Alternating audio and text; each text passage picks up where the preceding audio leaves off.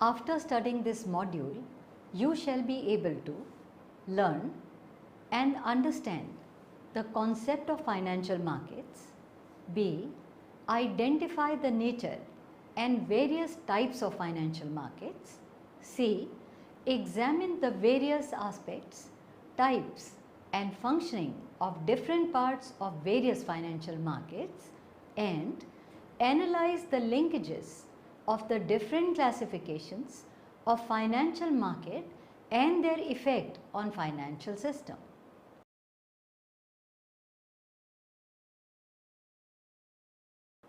A financial system operates through financial markets and institutions.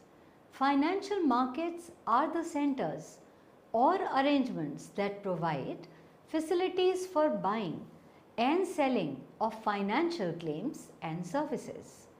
The market deals in financial assets and instruments of various kinds such as currency, deposits, checks, bills and bonds, etc. The corporations, financial institutions, individuals and governments trade in financial products on these markets either directly or through brokers and dealers on recognized stock exchanges or unorganized exchanges. The participants on the demand and supply sides of these markets are financial institutions, agents, brokers, dealers, borrowers, lenders, savers and others who are interlinked by the laws, contracts, covenants and communication networks. Thus, financial markets are broadly defined as any marketplace where buyers and sellers participate in the trade of assets such as equities, bonds, currencies and the derivatives. Such markets have transparent pricing, basic regulations on trading, costs and fee and market forces determining the prices of securities that trade. In addition to enabling exchange of previously issued financial assets, financial markets facilitate borrowing and lending by facilitating the sale of newly issued financial assets.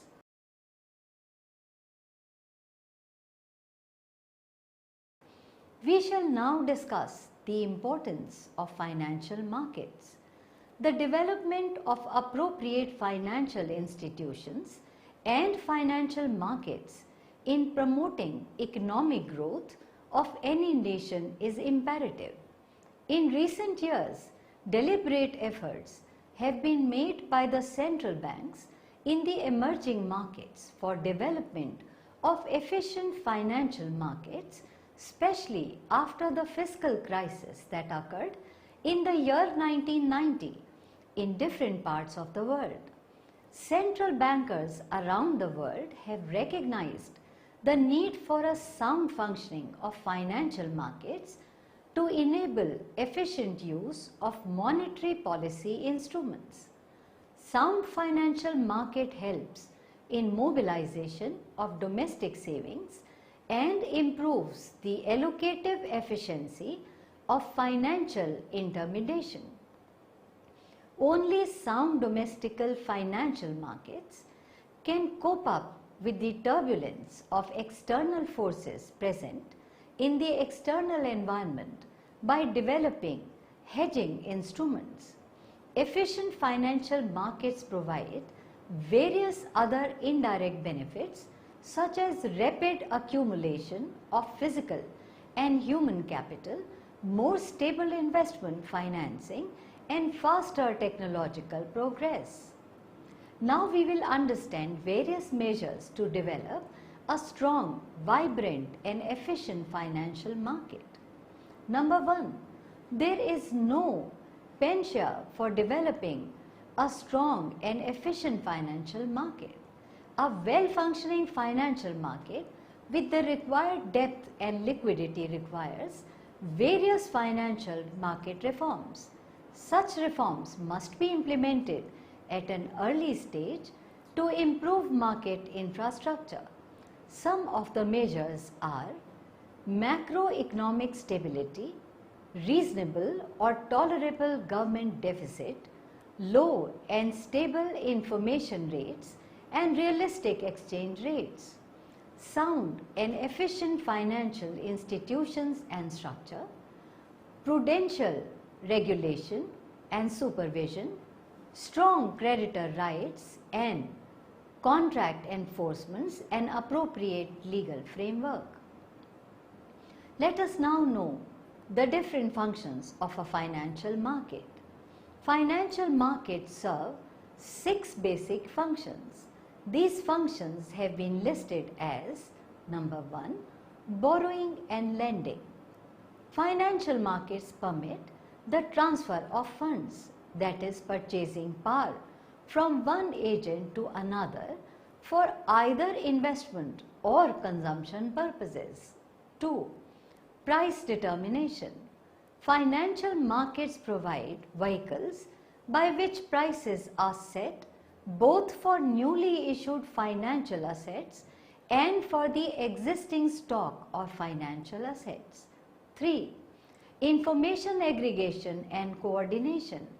Financial markets act as collectors, aggregators and coordinators of information about financial asset value and the flow of funds from lenders to borrowers. 4. Risk sharing. Financial markets allow a transfer of risk from those who undertake investments to those who provide funds for those investments. 5. Liquidity. Financial markets provide the holders of financial assets with a chance to resell or liquidate these assets. 6. And lastly, efficiency. Financial markets reduce transaction costs and information costs and thereby increase efficiency of the financial system. In attempting to characterize the way financial markets operate, one must consider both the various types of financial institutions that participate in such markets and the various ways in which these markets are structured.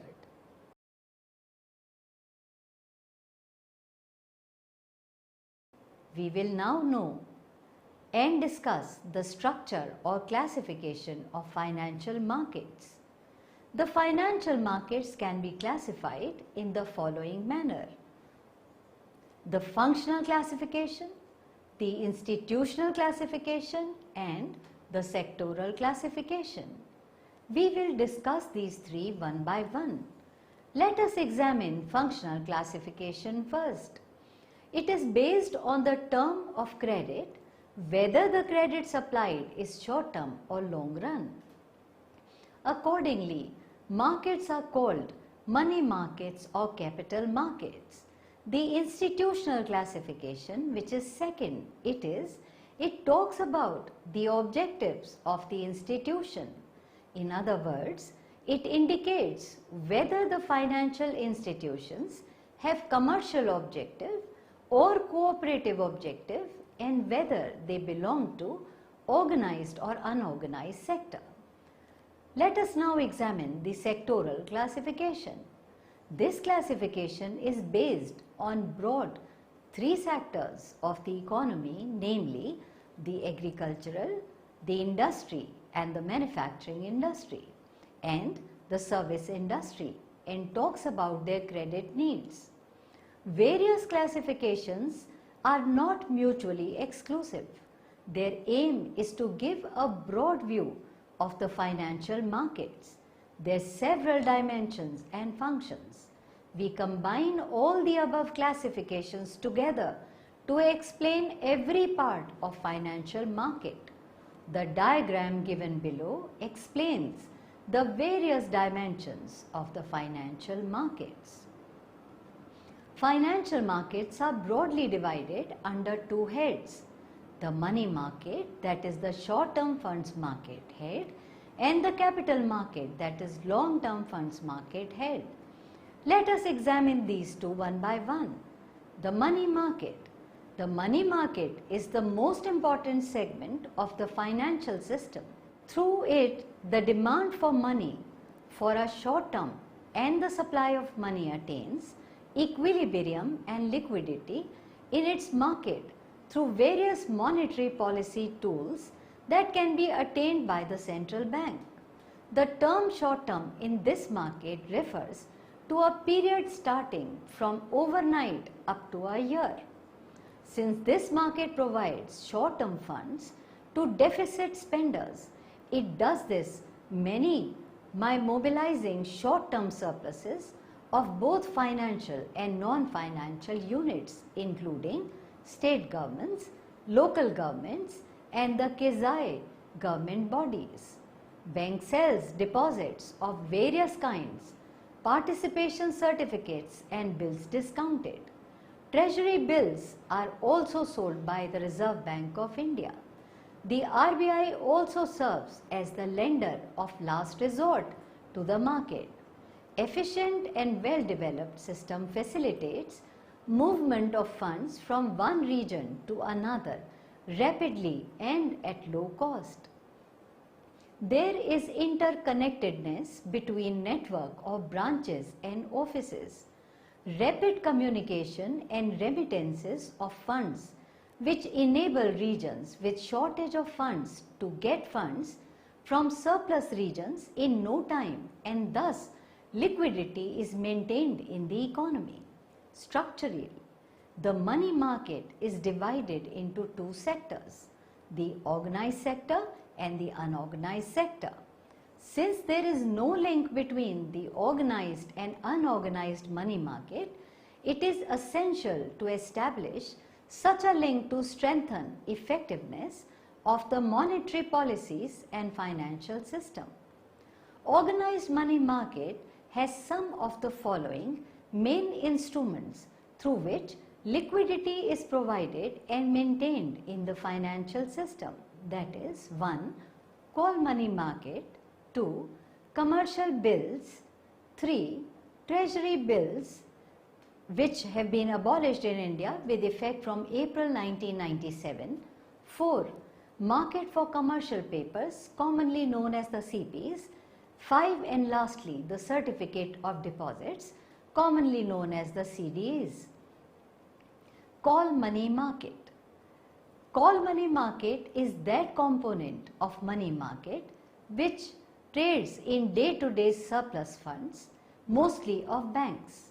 It deals in loans which have a maturity anywhere between 1 day to a fortnight, while the call money market deals with the overnight funds.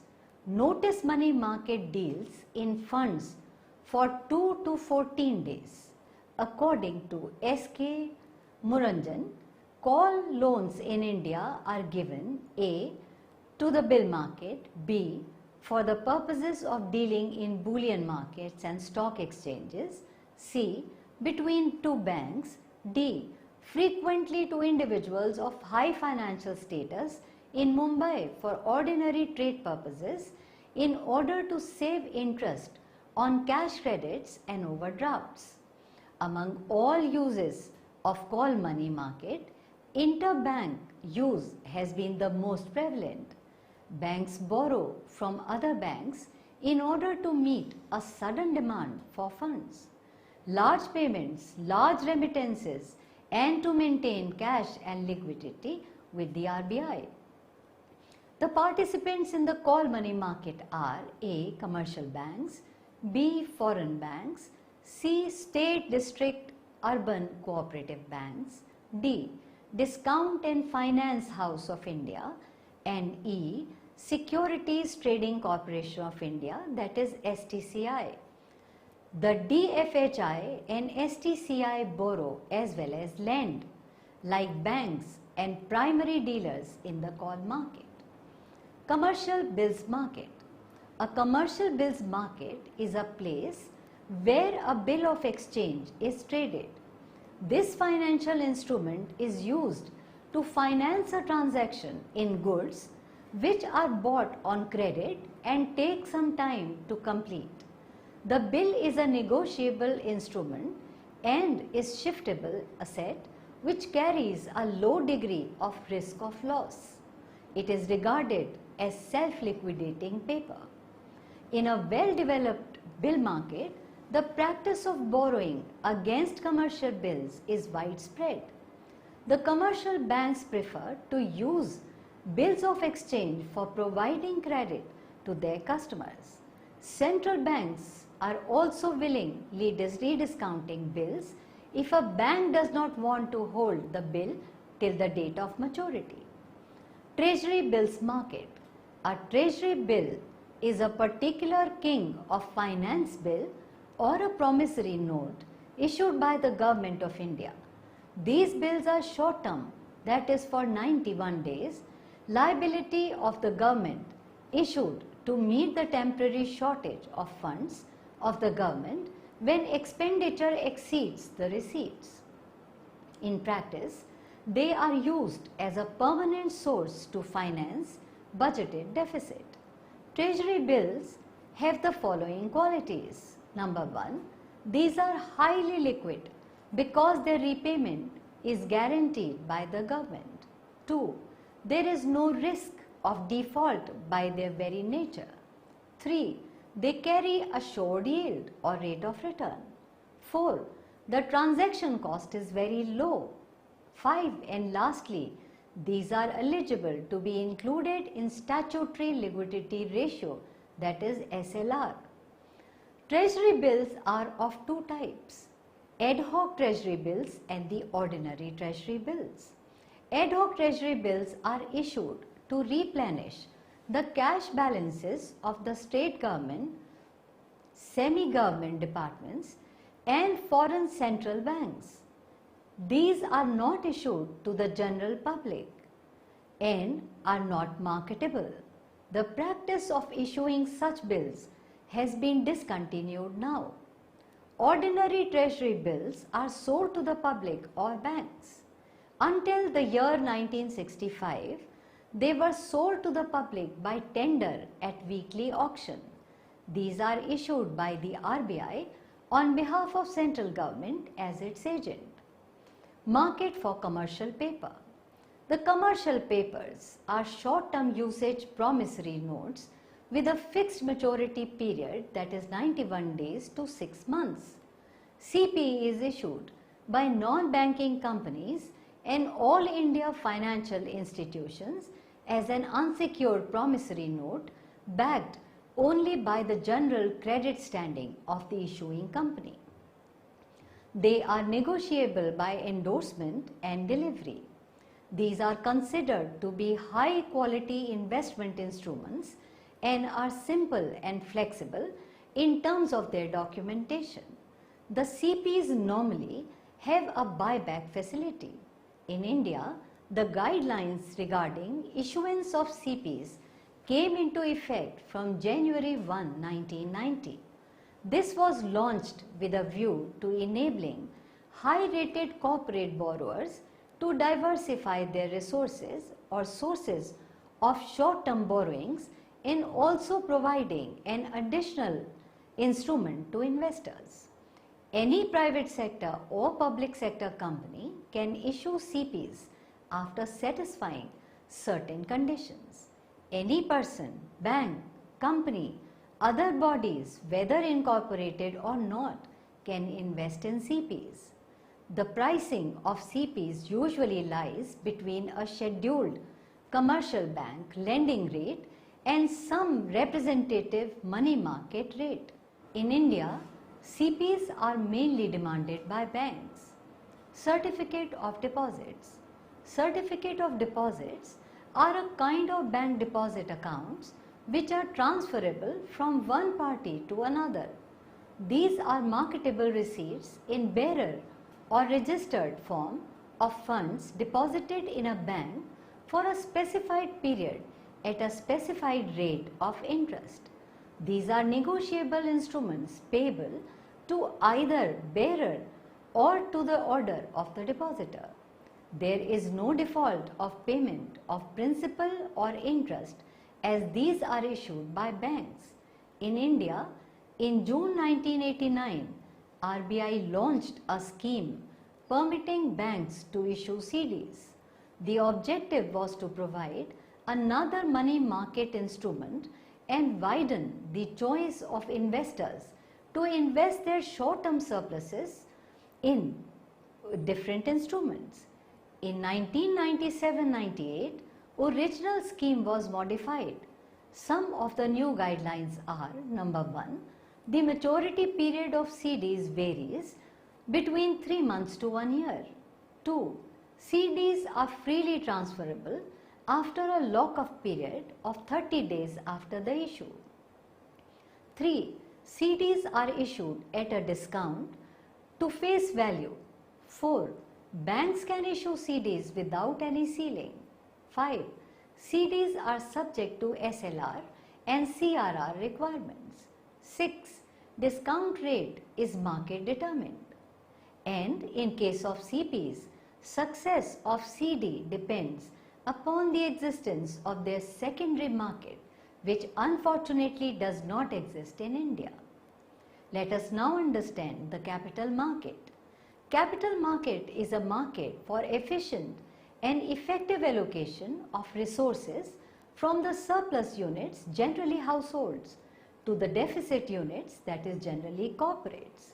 Through the allocation of resources, it facilitates both corporates and households sharing of risk and earning of profit. Capital market is considered to be the market for long-term funds. The capital market provides long-term funds to corporates and government in the form of equity capital and debt. In the words of Goldsmith, the capital market of a modern economy has two basic functions. First, the allocation of savings among users and investment. Second, the facilitation of the transfer of existing assets, tangible or intangible, among individual economic units. Let us now understand the importance of capital market. The economic development of any nation is dependent upon long-term investment and capital formation. The capital market facilitates the economic growth and development in the following ways. It serves a very useful purpose in mobilizing resources and providing them for long-term investment by the enterprising corporates. Next, it helps in attracting and lends funds on a global level also. Third, it helps in solving the ever-increasing need of funds of the growing corporate sector. 4. It allocates capital efficiency, thereby raising productivity of investment. 5. It increases the allocative efficiency of the financial system as various competitors line up for acquisition of funds in the capital market. Next, a well-functioning capital market helps in reducing the cost of capital through innovative uses of various financial instruments. Let us now understand the stock market. Stock market is a market for dealing mainly with corporate securities in the form of shares and debentures, though government and semi-government securities are also dealt with in this market. The stock market performs mainly two functions. 1. Raising of new capital in the new issue market, that is primary market.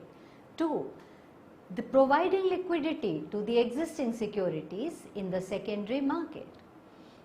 Let us now understand these one by one. The new issue market, that is the primary market.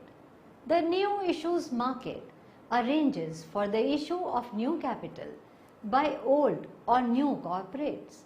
The new issues may be in the form of equity shares, preference shares or debentures. The stock market helps in floating of new issues by providing a variety of services such as underwriting, distribution and listing of the issue. The new issues of the capital may be a public issue or a rights issue or both in certain proportions. The term public issue refers to invitation to the public to subscribe for shares of a company coming out with new issue. A rights issue is meant for subscription only by the existing shareholders. Now we will understand the secondary market. This market deals in existing securities. It provides liquidity to securities. In other words, through this market, securities can be easily converted into cash at a very short notice. The features of providing continuous liquidity open a new way for continuous flow of funds in the market, which is a reflector of investment climate in the economy. Thus, investment in the primary market is mainly due to an active secondary market. Let us understand government securities market, that is gilt-edged securities. Government securities market constitutes the principal segment of debt market. It is an important part of stock market in India. The securities provide resources to the government to accomplish public sector projects under 5 years plans. These securities are also issued by central government, state government and semi-government authorities. Financial institutions such as commercial banks are required to maintain their secondary reserve requirements in the form of these securities. As government securities is a claim on the government, it is the most secure financial instrument. That is why it is called as gilt-edged security. These securities have no credit risk or default risk and are highly liquid. These days, most government securities are issued in the form of promissory notes. Foreign exchange markets. Let us now discuss this concept. Foreign exchange market is an international dimension of financial market. It is the most essential market for international transactions as current and capital inflows and outflows of international and Indian currencies cannot be facilitated without this market. Let us understand the structure of foreign exchange market. Foreign exchange market has 3 levels comprising of the Reserve Bank of India, the authorized dealers licensed by RBI and customers like exporters, importers, corporates and other foreign exchange earners. Besides these main players, there are foreign exchange money changers who bring buyers and sellers together, but they are not allowed to deal in foreign exchange on their own account. The authorized dealers, mostly banks, public sector ones, private sectors and foreign banks operating in India are required to adhere to the guidelines issued by Foreign Exchange Dealers Association of India, that is commonly known as FEDA, in all the foreign exchange transactions executed by them. Let us now understand the various players in foreign exchange markets. In India, foreign exchange market has 3 players. The ADs, the foreign exchange brokers as intermediaries and customers, individual corporates etc. in need of foreign exchange. Customers are required to depend upon ADs and brokers for all foreign exchange transactions. Trading in the foreign exchange market takes place on spot or cash basis for immediate delivery and on forward basis for delivery in future at price determined today. Let us understand the role of RBI and Indian exchange rate regime. RBI is the authority to determine exchange rate regime in India. It supervises, controls and monitors the foreign exchange markets so as to create an active market which ensures wide participation of authorized dealers, exporters and importers. Indian exchange rate regime ERR has seen a sea change over few decades. Earlier, rupee used to be linked with the pound sterling before IMF came into being. But now, as it is happening in many industrialized nations, India has adopted an independent floating system for ER. RBI intervenes only to avoid undue fluctuations or volatility in the rupee rate. RBI ensures that trading in the foreign exchange market is genuine and not purely speculative.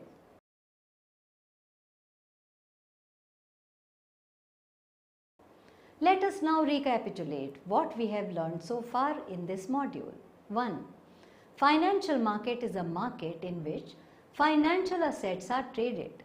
Borrowing and lending is facilitated in this market through the sale of newly issued and previously issued financial assets. 2. Financial markets provide a forum to facilitate financial transactions through the creation, sale, and transfer of financial securities. 3. These are the engine of growth of any economy. 4. Governments and the companies needed to raise capital. 5. Broadly, these are divided into money and capital market. 6. Money market incorporates call money market, treasury bills market, commercial bills market, and for commercial papers market. 7.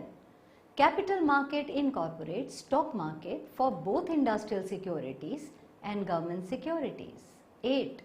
New issue market and secondary market are the important parts of structure of securities market. 9. Foreign exchange market also constitutes an important part of financial market since it helps in integration of domestic and international financial market.